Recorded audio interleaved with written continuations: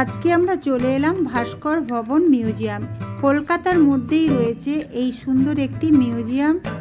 অনেকেই এই ঠিকানা জানে না, সে কারণে আমরাও বেশ খুঁজতে বাগ পেতে হয়েছে।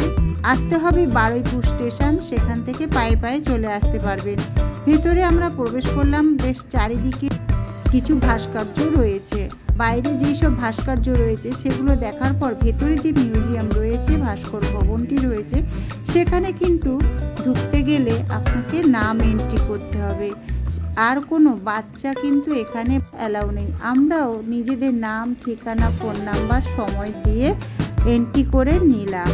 কলকাতার মধ্যে এত বিশ্ববিখ্যাত চিন্তামণি কর, তার যে এত সুন্দর ভাস্কর্য রয়েছে, অনেকেরই সেগুলো অজানা। আমরা কিন্তু খুঁজতে খুঁজতে চলে এসেছি। এখানে একটি চিন্তামণি করের সুন্দর মূর্তি রয়েছে, পাশে রয়েছে অনেক ভাস্কর্য। ভেতরের ভবনে কিন্তু কোনো মোবাইল বা ক্যামেরা অ্যালাউ নেই, সে কারণে আমরা সেগুলো বাইরে ব্যাগপত্র সমেত জমা দিয়ে প্রবেশ করলাম। তারপর ভেতরে অনেক ধরনের মূর্তি, ভাস্কর্য, চিত্রকলা সমস্ত আমরা গ্যালারিটা ঘুরে দেখলাম।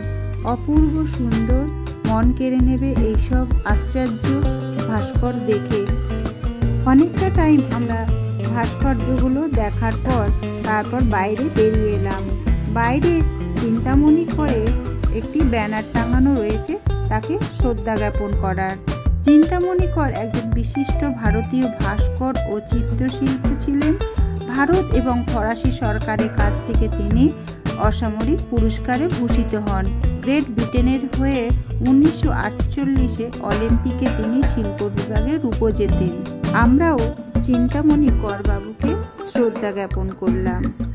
কলকাতার খুব কাছে, দিনে দিনে ঘুরে নিতে পারেন।